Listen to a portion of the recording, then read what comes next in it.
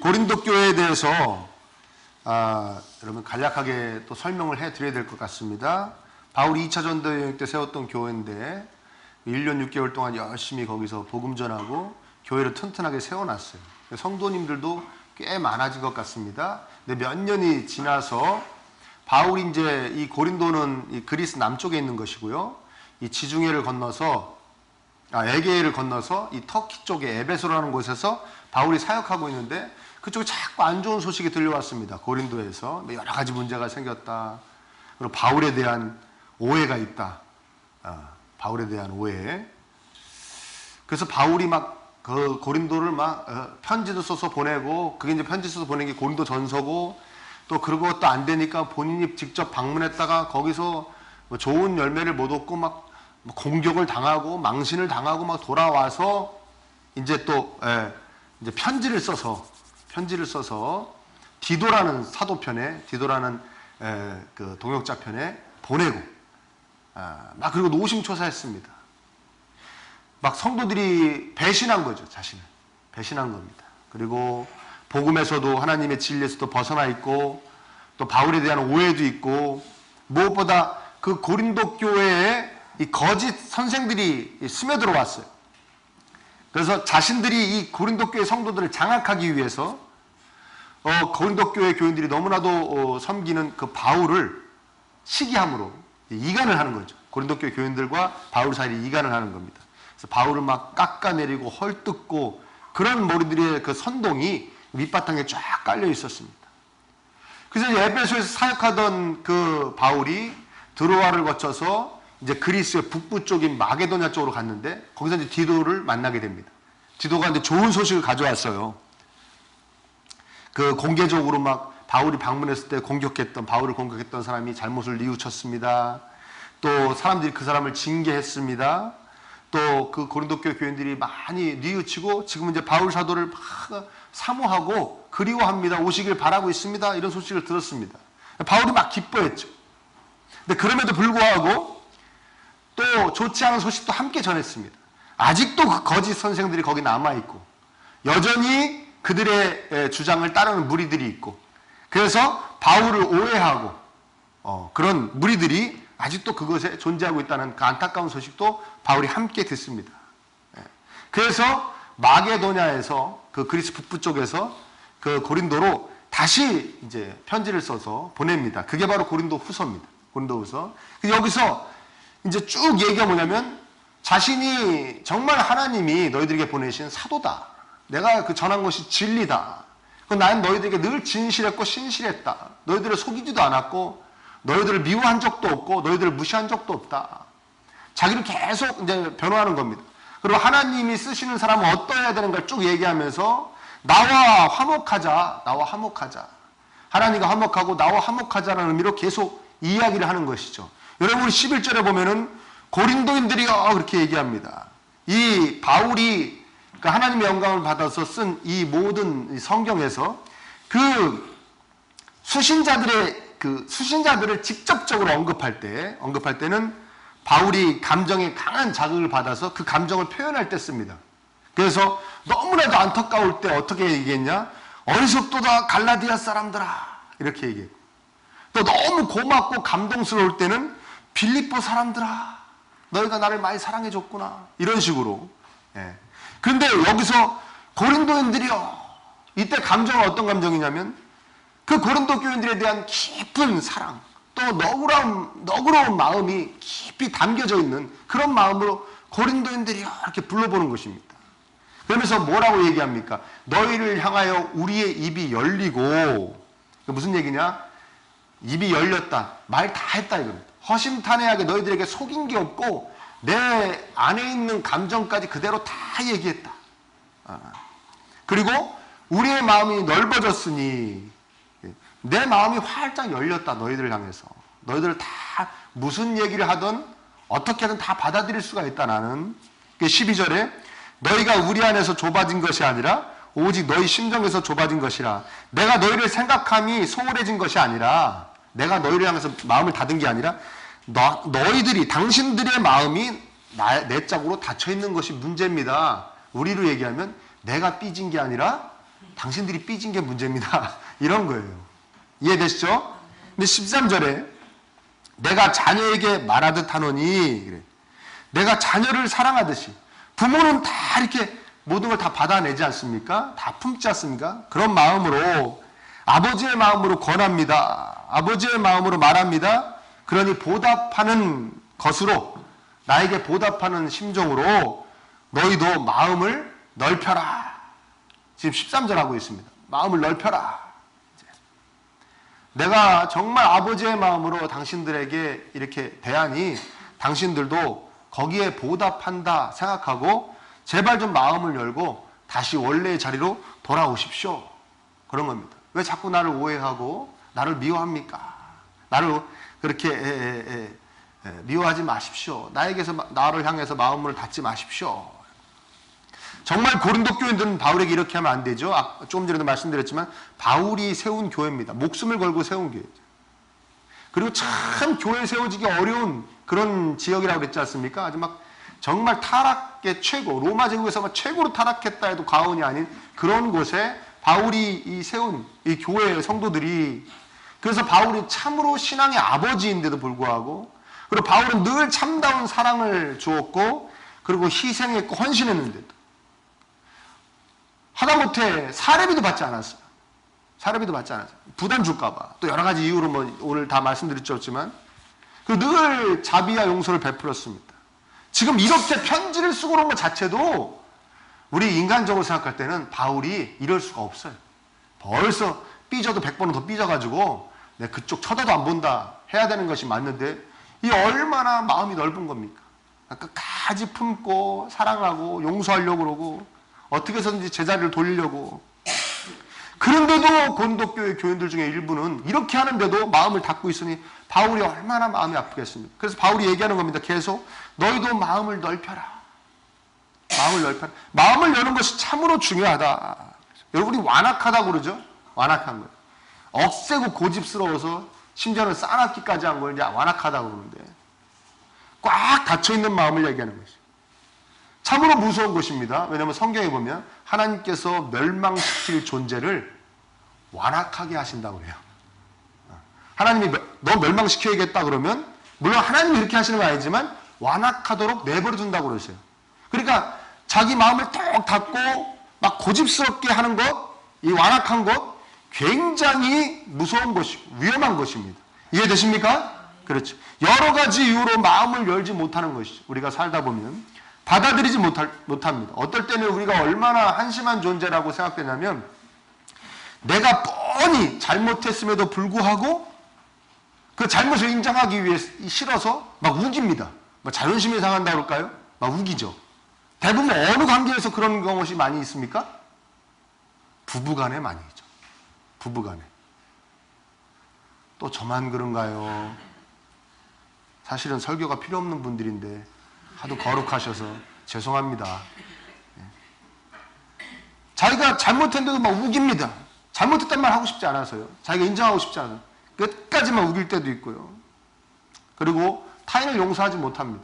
자기는 그 창조주에게 진짜 한도 끝도 없는 죄악을 용서받았음에도 불구하고 요만한 거 용서하지 못해가지고 끝까지 막 하고 있는 것이죠. 그러니까 바울이 자신과의 관계를 넘어서서도 이 고린도 교인들을 이렇게 봤을 때 지금도 여전히 바울에게 마음이 닫고 저렇게 완악하게 구는 존재들을 봤을 때는 바울이 안타까운 겁니다. 그렇게 하면 안 돼. 그리스도인들은 그렇게 하면 안 되는 거야. 꼭 자기를 받아들여라 말을 떠나서 이해되십니까? 자기의 관계를 떠나서 그렇게 하면 안 된다. 하나님이 굉장히 싫어하시는 마음, 그 심보다 그 완악한 것이 마음을 닫는 것이 그러니까 마음을 넓혀라 막 그러는 것입니다. 이해되시죠? 바울의 마음이 이해되십니까? 그런데 갑자기 14절부터 7장 1절까지 갑자기 이상한 얘기를 합니다. 어떤 얘기를 하면 너희는 믿지 않는 자와 멍해를 같이 하지 말라부터 시작해가지고 마치 하나님께 속한 것과 사탄에게 속한 것을 계속 맞대어가면서 이야기하기 시작합니다. 그러면서 너희는 하나님이 거하시는 곳이다. 살아계시는 하나님이 거하시는 성전이다. 그러니 이방인들처럼 우상 숭배하지 말고 하나님을 두려워하는 가운데서 거룩함을 온전히 이루라고 권고하고 있습니다. 거룩해야 된다. 보십시오. 조금 전까지 하나님과 화목해라. 그리고 하나님의 사도인 나와 화목하자. 마음을 넓게 하라 말하다가 우상 숭배하지 말고 성전답게 거룩하게 살아라. 이게 생뚱맞죠? 연결이 잘 안 되죠? 무슨 말인지 되십니까? 그래서 사람들 잘 품고 이해하고 용서하고 그러다가 갑자기 우상 숭배하지 마. 거룩하게 살아야 돼. 이게 연결이 잘 안 되지 않습니까? 그래서 여러 가지 해석이 있습니다. 여기에 대한. 여러 가지 해석이 있는데 다 소개할 수는 없고요. 제가 이제 찾아본 바로는 저희 은사님이신 그 홍인규 교수님이란 분이 우리를 가르칠 때 쓰셨던 그 책의 내용이 가장 적절합니다. 바울이 이렇게 얘기한다는 거예요. 뜬금없어 보이지만 그래서 바울이 하나님께 영광받아 쓴 이 서신서들을 보면 갑자기 이 주제 얘기하다가 갑자기 이 주제로 갑니다. 그걸 이탈이라고 그러는데 전문적인 그런 경우가 있어요. 이것도 이탈처럼 보이지 않습니까? 화목에 대해서 얘기하다가 갑자기 우상숭배 얘기하니까요. 이탈처럼 보이지만 그게 아니라는 거예요. 다 연결되어 있다는 거예요. 무슨 얘기냐? 우상숭배는 고린도인들을 하나님께로부터 멀어지게 할 뿐만이 아니라 똑같이 하나님의 사도인 바울에게서도 멀어지게 한다는 것이죠. 왜냐하면 그들의 우상을 숭배함으로 그들 가운데서 역사하시는 성령님을 부인하고 대적하는 것이기 때문에 성령님의 온전한 인도를 못 받고 자꾸 성령님 반대쪽으로 간다는 거예요. 내 친구가 나랑 친한 친구였는데 나랑 친해야 되는데 나하고 원수된 사람하고 이 사람이 자꾸 만나고 친해지면 나하고 관계가 가까워지겠습니까? 멀어지겠습니까? 그건 당연한 거 아닙니까? 그렇다는 거예요. 성령님이 여기 계신데 성령님하고 계속 교제하고 성령으로 완벽하게 장악되어져야 되는데 그것이 아니라 우상 신전에 가서 먹고 마시고 우상하게 기도하고 막 이러면서 우상 쪽으로 자꾸 가니 어떻게 성령님의 인도를 받겠냐는 거예요. 바울이 그 얘기를 하고 있는 것입니다. 당신들이 성령님의 온전한 인도를 받지 못할 행동만 평소에 하는데 어떻게 성령님의 가르침대로 마음문을 열 수가 있겠습니까? 그 얘기예요. 아멘입니까? 넓은 마음을 가질 수 있겠습니까? 그 얘기예요. 그 성령님의 온전한 인도를 받지 못할 행동 중에 대표적인 것이 이 우상숭배이기 때문에 우상숭배를 예를 든 겁니다. 그리고 이 우상의 문제, 우상 신전에 가서 먹고 마시고 기도하고 그러는 문제가 실제로 고린도 교회 잔재에 있는 문제이기 때문에 그거에 대한 가르침도 줄 겸 우상숭배를 들어 지금 이야기하고 있는 것입니다. 아멘입니까? 이해되세요? 그러니까 그리스도인들은 그리스도인답게 성령님으로 가득 차 있어야 하는데 그렇지 못한 그 빈자리에 악한 원수마귀가 또아리를 틀고 딱 앉아가지고 우리를 성령님의 가르침대로 인도를 받지 못하게 자꾸 다른 쪽으로 끌고 간다는 거예요. 악한 원수마귀가.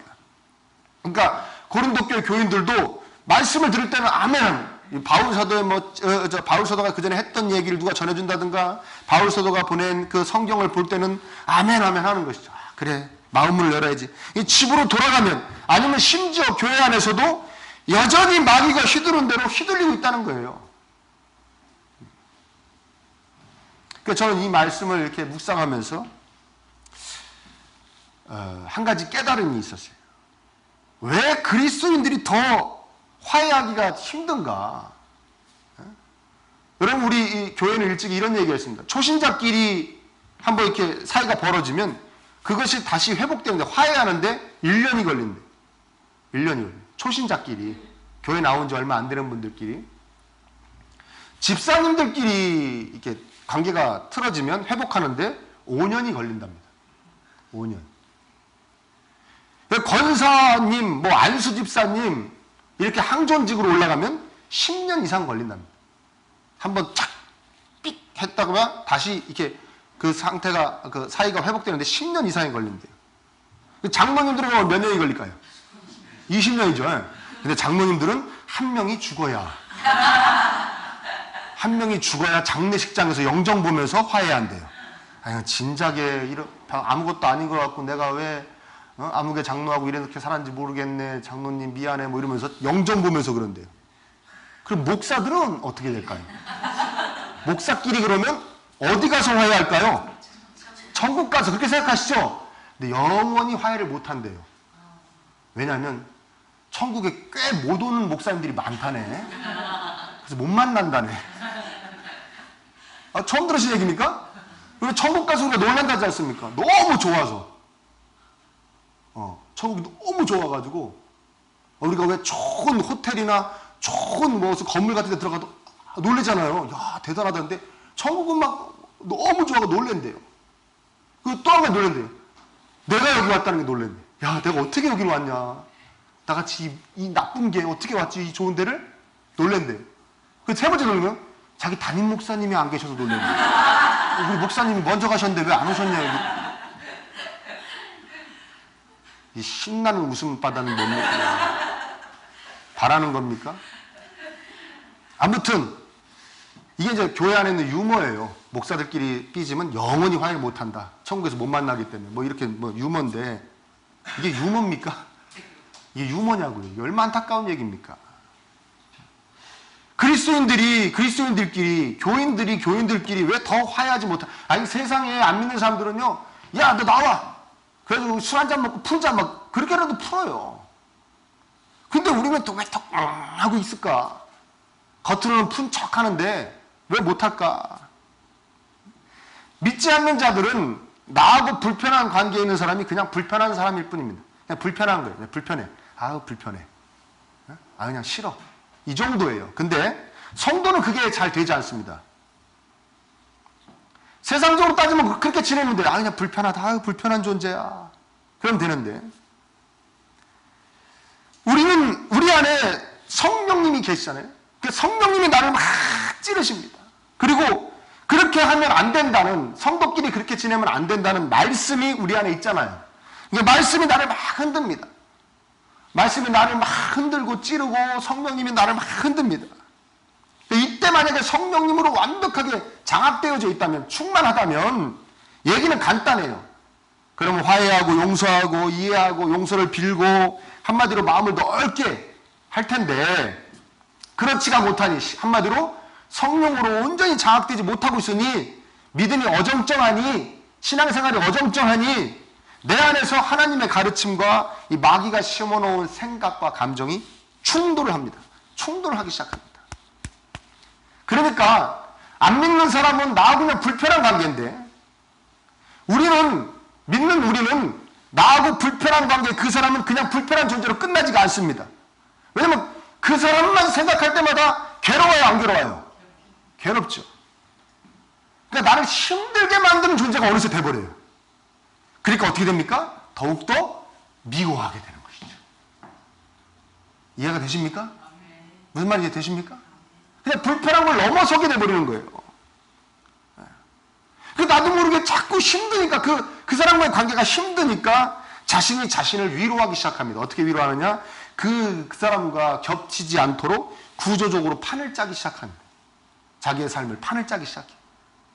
그래서 막 교회로 얘기하면은 그 사람이 속한 곳에는 나는 안 들어가고 이렇게 판을 짜기 시작합니다.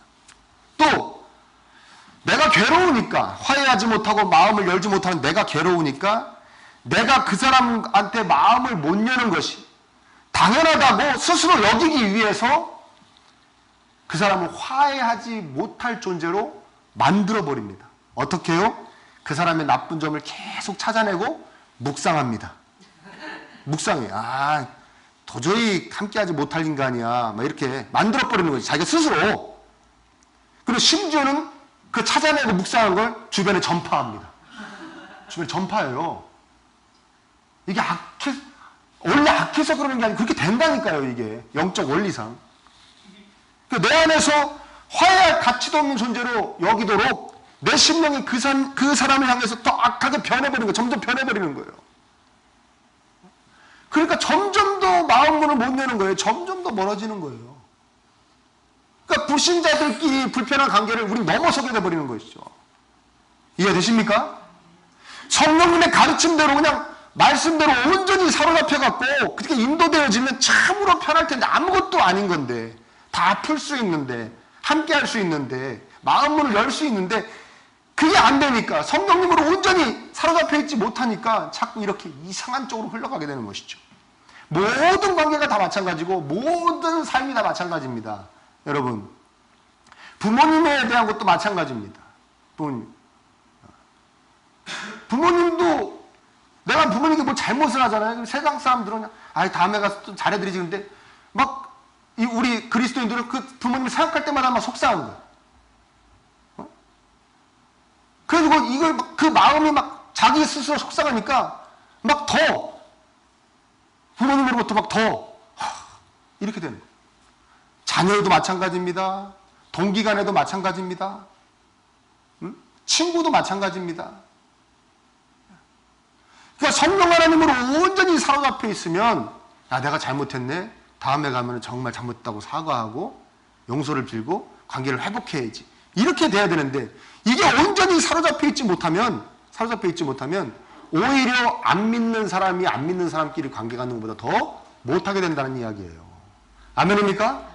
세상에서도 모든 삶에 다 적용되는 것입니다. 내가 무슨 뭐 돈을 쓰는 문제도 그렇고 이 가정을 이끌어가는 문제에 있어도 그렇고 성령 하나님께 완벽하게 장악되어서 성령님이 하자는 대로 하면 마음 편할 텐데 막 갈등하고 고민할 것이 없는데 자꾸 내 안에서 또 다른 것이 자꾸 나를 충동질을 하니 이것이 막 힘들어지는 것입니다. 그러니까 우리의 삶의 모든 것에는 이렇게 영적 전쟁이 벌어지고 있다는 것을 여러분들이 명심하시기를 축복합니다. 아멘입니까? 그러니까 바울이 말합니다. 맨날 우상 앞에 가서 먹고 마시며 우상한테 기도하고 있으니 어떻게 하나님께로 가까이 올 수 있고 어떻게 성령님의 온전한 인도를 받아서 마음문을 열 수 있냐 이거예요. 그러니까 다 연결되어 있다는 것입니다. 평소에 너의 삶이 너의 마음문을 열어주는 것이지 내가 다음에 저 사람 만나면 마음문을 열어야지 그렇게 해서 열리는 것이 아니라는 거예요. 너의 평소의 삶이 성령님이 너를 다 장악하실 수 있게 아멘입니까? 잘 정돈되어져야 된다는 것이죠. 그러니까 방법은 하나, 너희들이 마음을 열 수 있는 건 이제 성령님께 온전한 인도를 받을 수 있도록 성령님이 너를 완벽하게 장악하시는 성령으로 충만할 수 있는 그런 삶을 살아라 바울이 이야기하는 것입니다. 그래야 마음을 열 수 있다. 그렇지 않고 어정쩡한 신앙생활을 하면은 주변에 불편한 관계만 더 많아지게 될 것이라는 거예요. 보십시오. 불신자는 불신자라서 아니고 세상적으로 너무 막 타락하고 악해서 또 이 사람은 아니고 또 성도는 성도끼리 또 내 마음에 안 맞아서 아니고 내 스타일이 아니라서 아니고 매일 이러다 보면 오히려 더 자기가 세상적으로나 교회에서 자기가 점점 좁아지는 것이죠. 좁아지는 것입니다. 하나님께서 얼마나 안타까우죠. 너희가 세상에 나가서 마음문을 활짝 열고 다른 우상을 숭배하는 사람도 무신론자도 다 받아들여서 나의 사랑을 보여주고 나의 관대함과 나의 용서를 보여주고 하나님께로 인도하라고 우리를 위하여 살찌끼시고 피 흘리셨는데 우리가 이렇게 갇혀가지고 말이죠. 이건 불신자라서 안 되고 타락해서 안 되고 뭐 성도 안에서도 이건 나하고 안 맞아서 안 되고 이러고 앉아있으니 얼마나 하나님께서 안타깝냐 이거예요. 안타까우시겠냐 이거예요.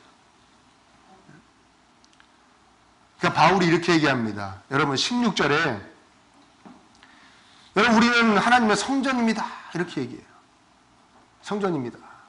7장 1절에 이렇게 얘기합니다. 그런즉 사랑하는 자들아 이 약속을 가진 우리는 이 약속은 뭐냐면 내가 하나님이 이제 앞에 그 16절 뒷부분부터 18절까지 얘기합니다. 내가 너희들의 하나님이 되고 너희는 내 자녀가 될 것이니 뭐 더러운 거 만지지 말고 우상한테 가지 말고 내 자녀답게 잘 살아야 된다. 그 약속 얘기하는 것입니다.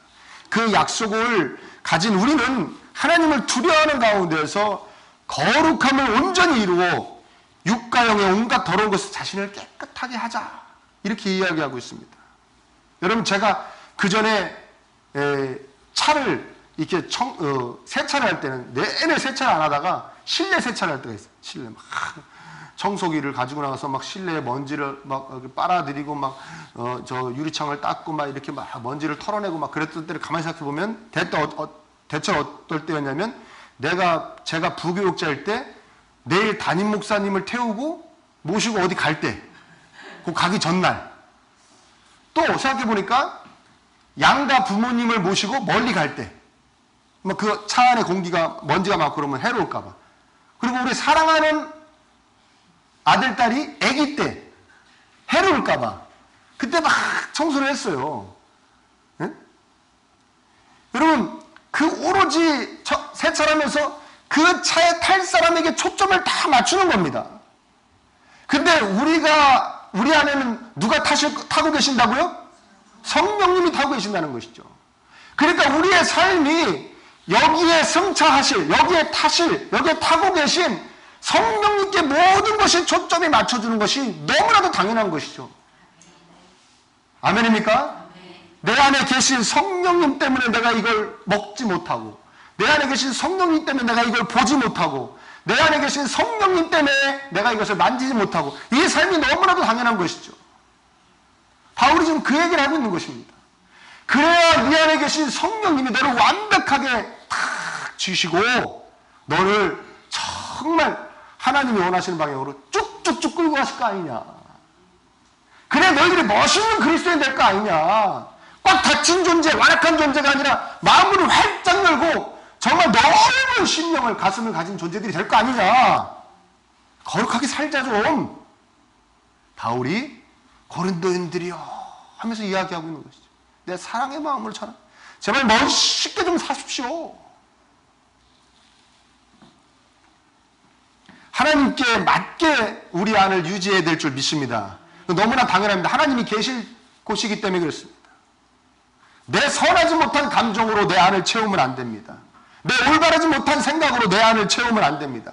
그 생각을 쫓으면 안 되고 그 감정을 쫓으면 안 됩니다. 그것은 성령님의 뜻이 아니며 심지어 마귀가 부추기는 뜻이고 부추기는 생각이고 부추기는 감정이기 때문에 그렇습니다. 내 안을 더러운 것으로 채우는 것입니다. 하나님께서 허락하신 것으로 내 자신을 채워나가시기를 축복합니다. 영과 육 간에 온갖 더러운 것에서 우리는 구별되어져야 됩니다. 여러분, 말씀으로 여러분 안을 채우시기를 축복합니다. 기도로 여러분 안을 채우시기를 축원합니다. 선한 생각과 마음으로 나의 안을 채우시기를 축원합니다. 선한 행동으로 내 삶을 채우십시오. 더러운 거 보지 않고, 더러운 거 만지지 않고, 더러운 거 먹지 않고, 더러운 데 가지 않고 선한 행동으로 내 삶을 채우십시오. 그럼 어느덧 내가 하나님이 원하시는 마음을 가진 자가 되어 있을 줄 믿습니다. 그것이 영적 원리입니다. 바울이 고린도 교인들에게 고린도인들이여 제발 이렇게 하십시오 했던 이 외침이 여러분에게도 들리기를 간절히 축복합니다. 삼가 조심하는 마음으로 내 안에 계신 하나님께 집중할 때, 또 그분이 원하시는 심령과 삶으로 그분에게 드리기를 원할 때, 그분의 능력으로 우리가 정말 마음이 넓은 성도가 될 줄 믿습니다.